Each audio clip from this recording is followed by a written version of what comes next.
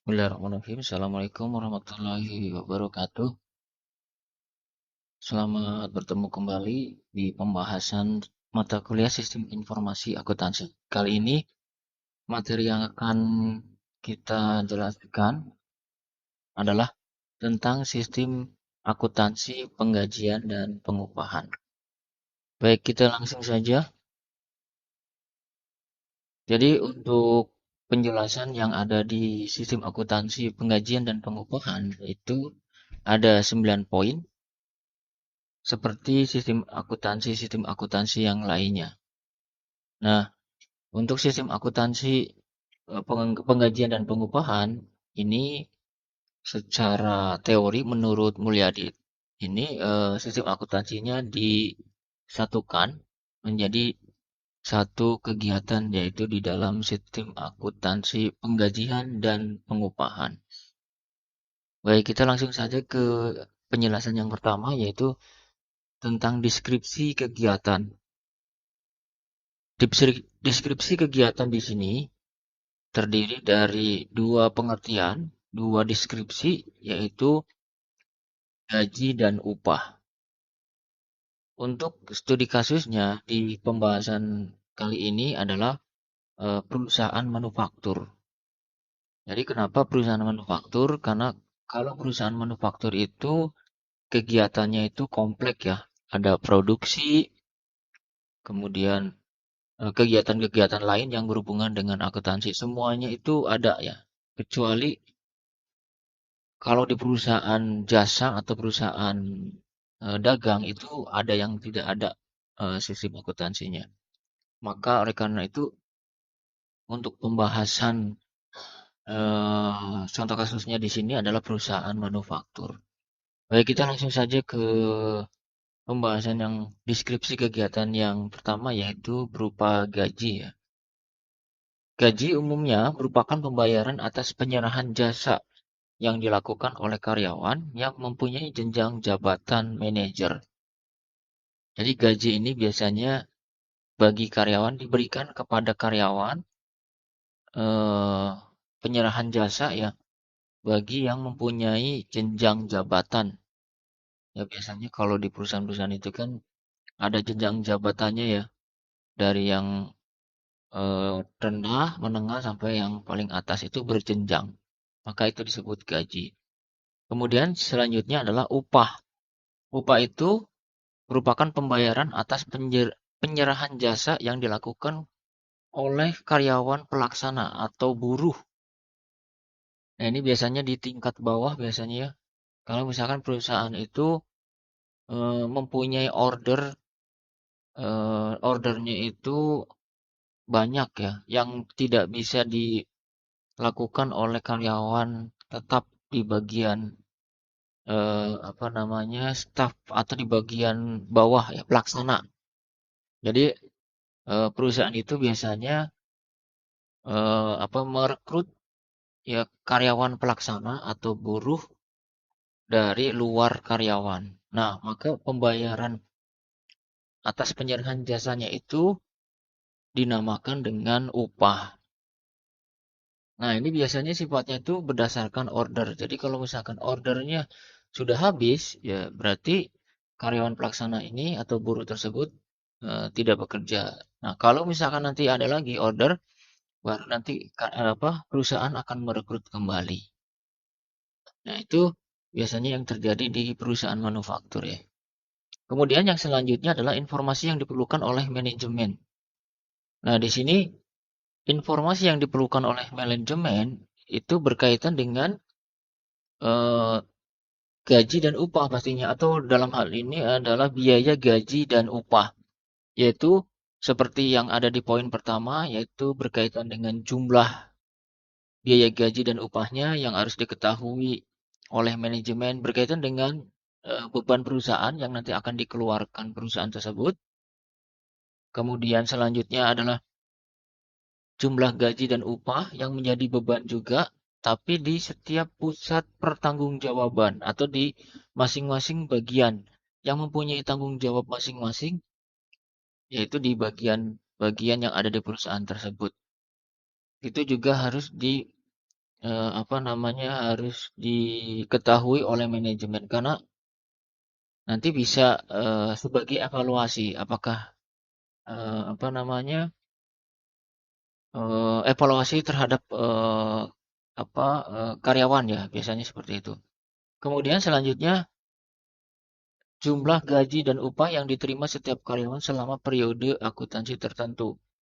Nah, kalau ini berhubungan dengan jumlah gaji dan upah tapi yang diterima oleh setiap karyawan. Artinya ada rincian rincian biayanya. Kalau kita kenal di perusahaan itu ada yang namanya slip gaji. Ya, contohnya seperti itu. Kemudian selanjutnya ada rincian unsur biaya dan upah yang menjadi beban perusahaan dan setiap pusat pertanggungjawaban selama periode akuntansi tertentu. Nah, ini rincian-rinciannya. Rincian-rinciannya itu ada gaji pokok, ada tunjangan, ada eh, beban-beban atau biaya-biaya dan lain sebagainya. Ini informasi yang berkaitan dengan yang diperlukan oleh manajemen. Kemudian selanjutnya adalah dokumen yang digunakan. Dokumen-dokumen yang digunakan di sini yaitu ada dokumen pendukung perubahan gaji dan upah yang menjadi dasar dari penghitungan gaji dan upahnya. Kemudian ada kartu jam hadir, ini dasar penghitungan juga. Kemudian kartu jam kerja, daftar gaji dan upah, dan daftar upah, rekap daftar gaji dan rekap daftar upah, surat pernyataan gaji dan upah, amplop gaji dan upah, dan bukti kas keluar. Ini adalah dokumen-dokumen yang disiapkan oleh perusahaan. Ya, ini dokumen-dokumennya itu dilakukan oleh bagian-bagian yang terkait di perusahaan tersebut. Kemudian selanjutnya ada catatan akuntansi yang digunakan. Catatan akuntansi yang digunakan di sini ada jurnal umum, kartu harga pokok produk, ada kartu biaya dan kartu penghasilan karyawan. Catatan-catatan ini fungsinya adalah untuk mencatat transaksi yang berkaitan dengan transaksi penggajian dan pengupahan. Selanjutnya adalah fungsi yang terkait. Fungsi yang terkait di sini adalah ada fungsi kepegawaian, ada fungsi pencatat waktu, ada fungsi pembuat daftar gaji dan upah, fungsi akuntansi, dan fungsi keuangan. Ini adalah fungsi-fungsi yang terkait yang berkaitan dengan kegiatan penggajian dan pengupahan. Nanti kita bisa melihat di eh, apa namanya di flowchartnya ya, di flowchartnya sehubungan dengan fungsi-fungsi yang terkait. Apakah nanti fungsi terkait itu berhubungan dengan fungsi terkait yang lain, terus hubungannya seperti apa? Nanti terlihat di flowchartnya. Kemudian selanjutnya ada jaringan prosedur yang membentuk sistem. Jaringan prosedur yang membentuk sistem di sini adalah eh, sistem itu terbentuk oleh apa? Ya, sistem sistem di sini adalah sistem akuntansi. Sistem akuntansi itu pastinya terbentuk dari prosedur-prosedur yang ada di kegiatan penggajian dan pengupahan tersebut. Seperti yang ada di contoh kasus di sini di perusahaan manufaktur, ada sistem penggajian dan ada sistem pengupahan. Kalau sistem penggajian itu ada prosedur pencatatan waktu hadir, ada prosedur pembuatan daftar gaji, prosedur distribusi biaya gaji, prosedur pembuatan bukti kas keluar, prosedur pembayaran gaji, sistem pengupahan, ada prosedur pencatatan waktu hadir, waktu kerja, pembuatan daftar upah, distribusi biaya upah, pembuatan bukti kas keluar, dan pembayaran upah itu sendiri. Jadi di sana ada prosedur-prosedurnya yang nanti di dalam prosedur tersebut ada tahapan-tahapannya. Tahapan-tahapan berkaitan dengan prosedur tersebut. Yang nantinya tahapan-tahapan tersebut kalau kita satukan menjadi satu akan membentuk suatu sistem yaitu sistem akuntansi, penggajian dan pengupahan. Makanya jaringan prosedur di sini merupakan eh, inti dari penjelasan sistem akuntansi penggajian dan pengupahan. Kemudian selanjutnya adalah unsur pengendalian internal. Ini adalah poin ke berikutnya ya. Poin berikutnya atau poin F. Di unsur pengendalian internal itu ada 3, yaitu ada organisasi, sistem otorisasi, dan prosedur pencatatan, serta praktek yang sehat. Di dalam kegiatan penggajian dan pengupahan, untuk yang unsur organisasi, itu kita harus mengetahui bahwa di unsur organisasi itu adalah berupa pemisahan fungsi. Yang kita ketahui bahwa fungsi-fungsi secara keseluruhan itu ada fungsi operasi, ada fungsi penyimpanan, dan ada fungsi pencatatan. Jadi masing-masing fungsi tersebut harus dipisah antara fungsi penyimpanan dan operasi atau operasi dan pencatatan itu harus terpisah. Kenapa seperti itu? Karena di dalam suatu pencatatan akuntansi ya bisa saja terjadi hal-hal yang tidak diinginkan seperti manipulasi angka, ya, kemudian penyelewengan dana. Nah, itu bisa terjadi seperti itu. Makanya harus sesuai dengan fungsinya masing-masing.